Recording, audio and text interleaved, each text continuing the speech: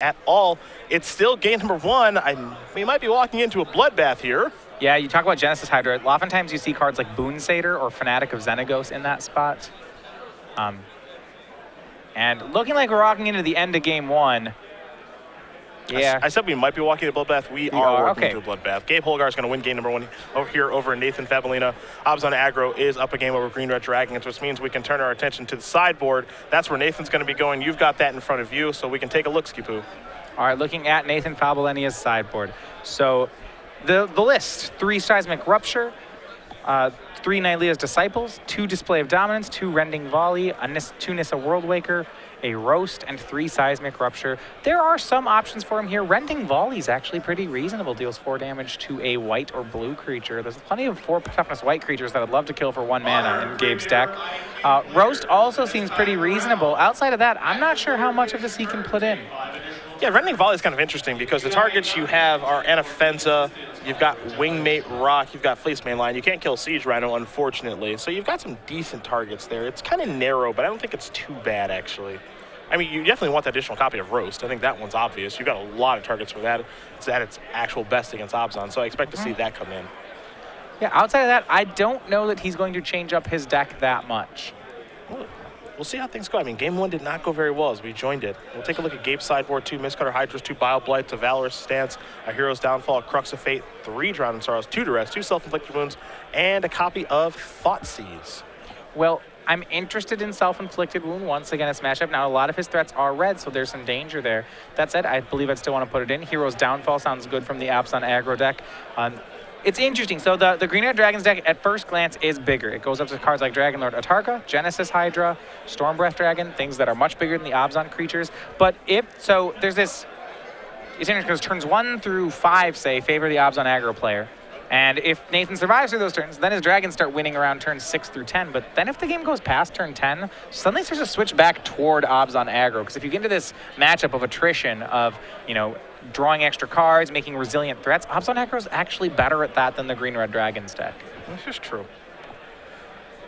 Well, game number 2 going to be underway here in just a bit. It's been a really nice tournament for Gabe Holgar. I mean, we talked about Abzan Aggro, and understandably so, because we're going to see a lot of it. And we saw Jerry Thompson, Todd Anderson, Danny Jessup playing it this weekend.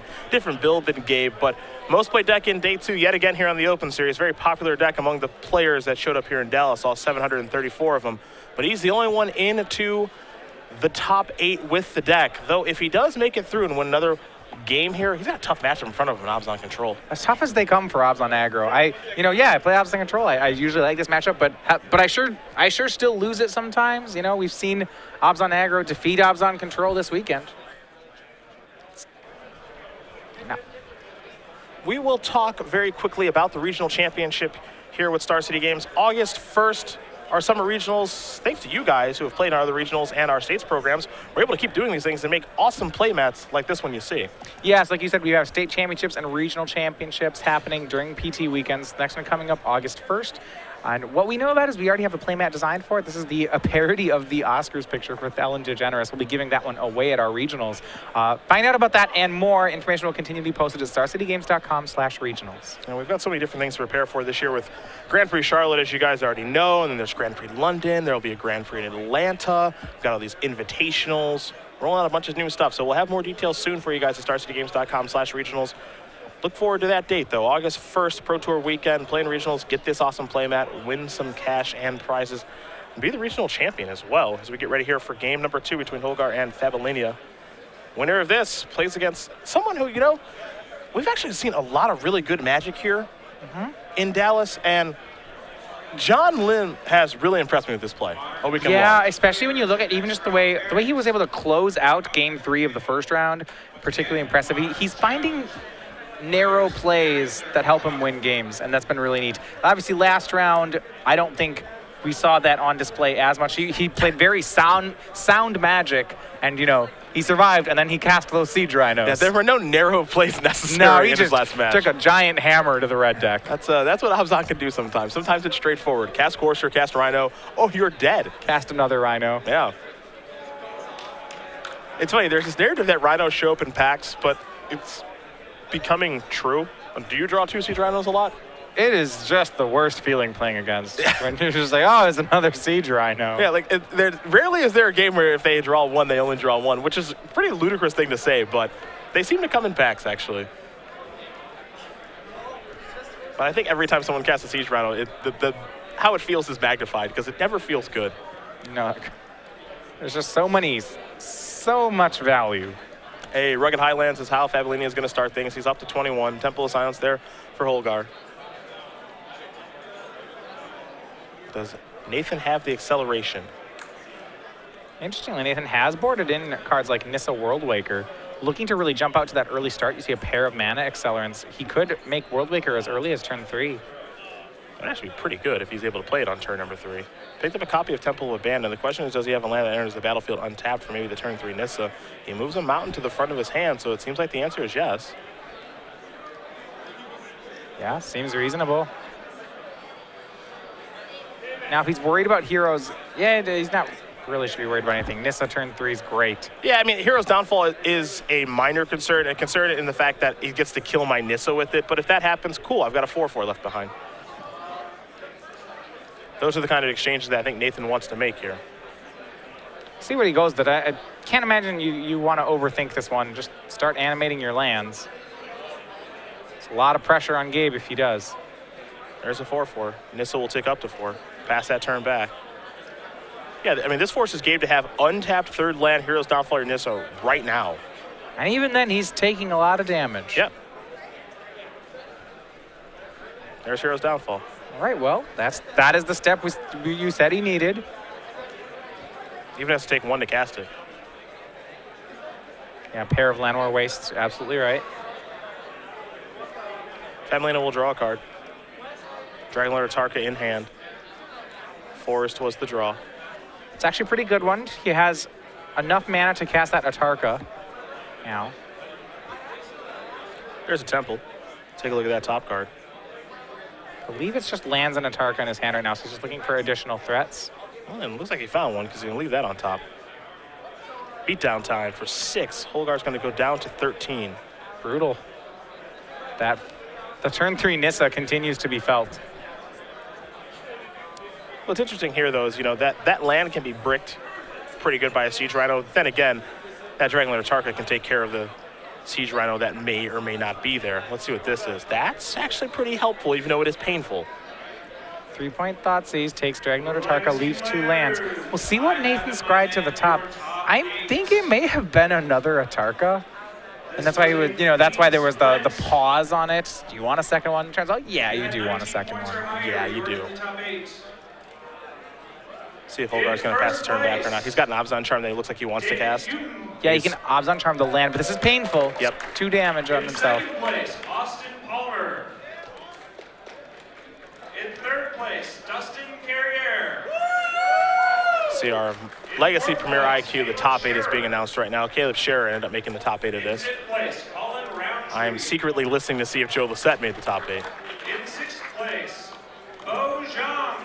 There is a mountain. And Thunderbreak Region was kept. All right, Gabe down to 6. And in 8th place, Dustin Buckingham. And Joe Lissette did not make the top 8 of that tournament. So for Miriam Fabiano, Jessup, and Kevin Jones, they're safe. That's good news for them. You see here, Gabe had left Nathan with no resources. Now Nathan had scried a card to the top. That was the Thunderbreak Regent. Gabe is very close to stabilizing here, but he may just be short. This swing, unless Gabe has a trick, deals exactly 5, and Fabilenia comes out strong, crawls across the finish line, and ends up getting there. Hey, got to tie things up here between Fabilenia and Holgar. So Green Red Dragons, Abzan Aggro, going to get ready for a 3rd game. Holgar's mana base a little painful that game, and Fabilenia able to just ramp right by him. I mean, turn 3 Nissa on the play is not something that the Abzan decks are particularly able to deal with. Their unconditional removal is very versatile, but it all starts at 3 mana. And that's kind of the problem there, because when Gabe is on the draw, the Nissa comes down before he has 3 mana up. So there's not really a response he can have. You saw he had the downfall on time, and then an Abzan Charm the very next turn, but he had already just taken too much damage. Well, we will very quickly talk about the Jacob Wilson Monk token. For those of you unfamiliar, he did, of course, win the Season 1 Invitational, did the Fantastic Player. Also had a great documentary on Vice about him. If you guys have not had the opportunity to see that, I definitely recommend that you do. It's a great documentary for players who play Magic or people who don't, who always wonder what we're doing on the weekend. So definitely send them that way. But a fantastic up-and-coming Magic player, one of the very best for how young he is, and he's got this sweet Monk token. You can get it at 20K Open Series events like this one. You can get it at 5K Premier IQs that Joe Lissette, Danny Jessup, Todd Anderson are playing in this weekend. Or orders at StarCityGames.com for $5 or more. $5 is the minimum.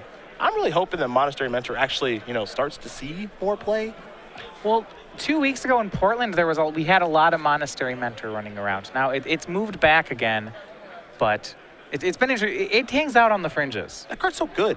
Like, it's a really powerful card. I was really hoping it would see more play. Not to say that it won't. I mean, it's going to be around for a while. Cons isn't going anywhere, but that was the card that's the one that generated the most excitement from its set when it was spoiled. I'll be interested to see if that card sees more play when cards like Thoughtseize leave the format. Okay.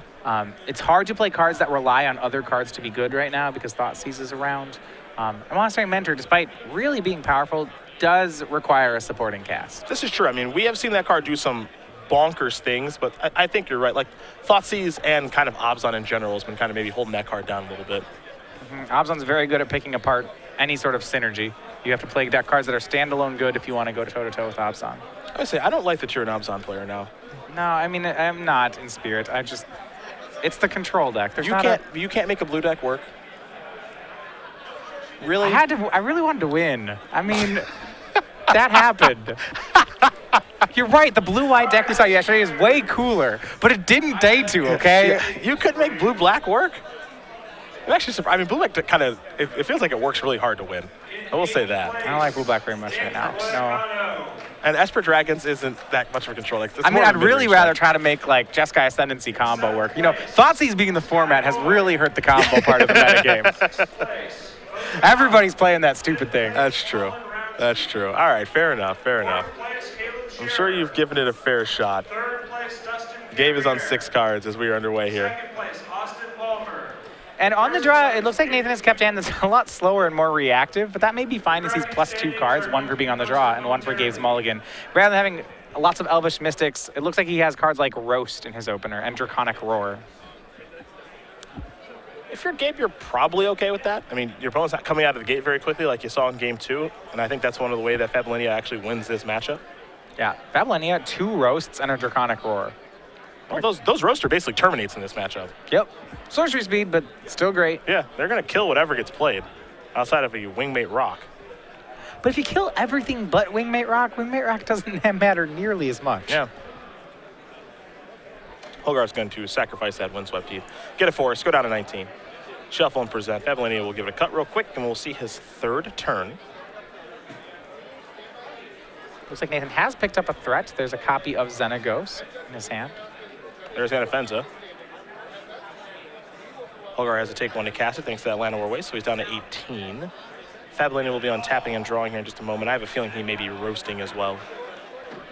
Thunderbreak Reach at the draw.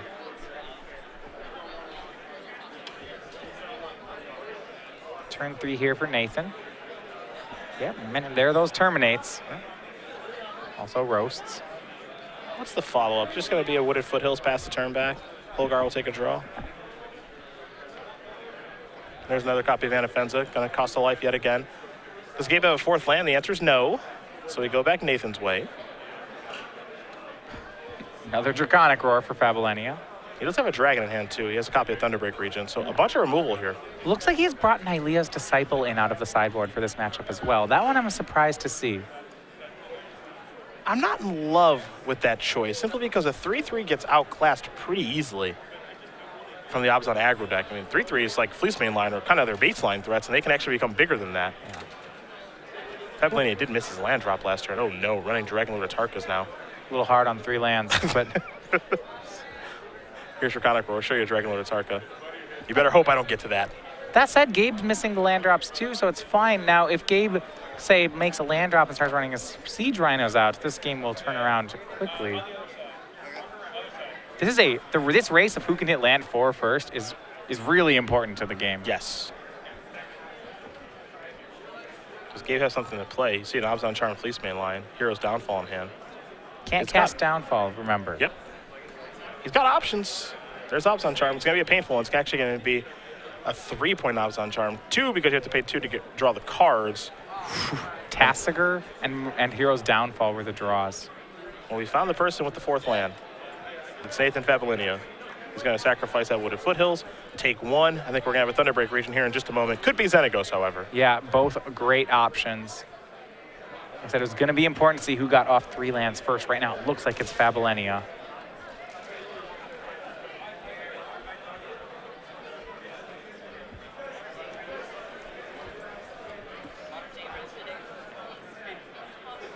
Is it Dragon time?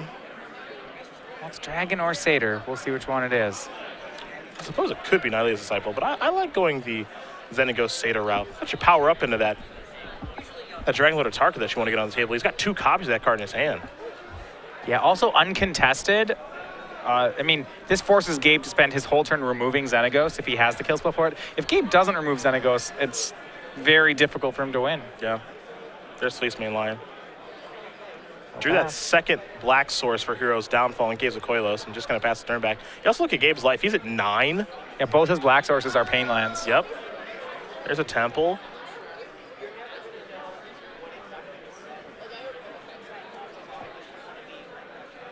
Options for Fabilenia. Has Nylea's Disciple. He's going to make a Satyr.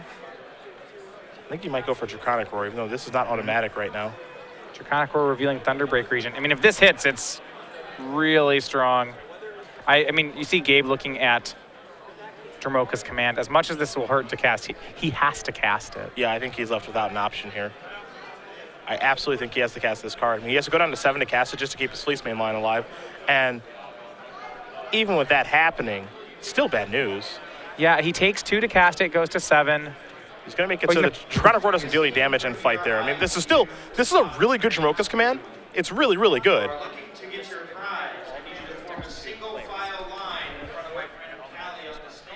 So that negates both halves of the Draconic Roar. So neither the Lion that's a great mode there. The Lion doesn't take 3. He gets rid of a Satyr. It might have been an aggressive line for Nathan to play the Draconic Roar there as opposed to just making a dragon. He opened up a window for Gabe. Yeah, that's the thing I don't particularly love about the turn is, you know, Draconic Roar, it's so appealing, but, you know, how much does Dromoka's command matter on that turn? Should I just continue to add to my board because I don't have to worry about like a sweeper effect for the most part? Yes, my opponent has access to a Crux of Fate in the sideboard, but I'm not terribly concerned with that. Yeah, I do think if he just makes a Satyr, makes a dragon, makes the dragon, says go, yes, Gabe's at 9. But I mean, you see right now, the game has moved into Gabe Hoglar's favor. He's going to get to attack Xenagos if he wants to. Nathan then will either have to chump away the Satyr or lose Xenagos. Cards like Hero's Downfall in Gabe's hand are pretty reasonable. Yeah, things are getting better for Gabe now. I mean, he is at 7. He's going to go down to 6 to cast this Murderous Cut. It's not perfect, but things are getting a little bit better here for Gabe. Gets to kill the Xenagos, as you mentioned, with the Fleece Main Lion. He's at 6. Let's make it 5. Yeah, I mean, maybe if you're Nathan, because Gabe is choked on mana, Gabe's going to have to be tapping out, and you just don't want your Draconic Roar to get Dromoka's commanded. Yep. It's worth too much. It's a creature, and it's 3 of Gabe's life points. That said, Nathan's getting very close to Atarka's, so that could certainly do a number as well. Yeah, Atarka is like this horrifying ticking time bomb. If I ever drop my 7th land, I have an 8/8 on the way. In the meantime, here's a Thunderbreak region, which is bigger than your entire board. If you want to kill it, you have to take 3. Yeah, I mean, there's a lot of ways that Nathan can just win here. For a second Thunderbreak region may just be impossible for Gabe to deal with without going to 0. He has copies, I believe, of Self-Inflicted Wound. No, wait, sorry, that doesn't take care of Regent. It's not green or white. I'm not sure he has a way to get the Regent off the board without taking 3. Outside of combat, there's really not a great way to do that. I don't think Nathan's going to be blocking. He's got some life points to work with. In we go. All right, well, let's see. Let's see if Nathan will let you kill the Regent in combat. You couldn't pay me to block if I was Nathan. There's not a dollar amount. And he is not blocking either. Oh, he can't even downfall the Regent because both his black mana sources are pain lands still. Yep. So that would cost him 5. So he's going to have to take the 4 off the Regent and then somehow win next turn. Yes. He is in the hardest of locks right now. I hope you forget Yep, and There Gabe you knows go. he's beat. So he goes for the out of, I hope this works. Yep. Just don't do it. So Nathan Fabilenia takes both the sideboard games and Green-Red Dragons, then the 1 seed all the way into the finals. Congratulations, Nathan Fabilenia taking down Gabe Holgar. He can breathe a sigh of relief. He's got one more match to play. Number 1 overall seed. Can he get by John Lim playing Abzan Control? Did not expect to see this kind of performance from Green-Red Dragons.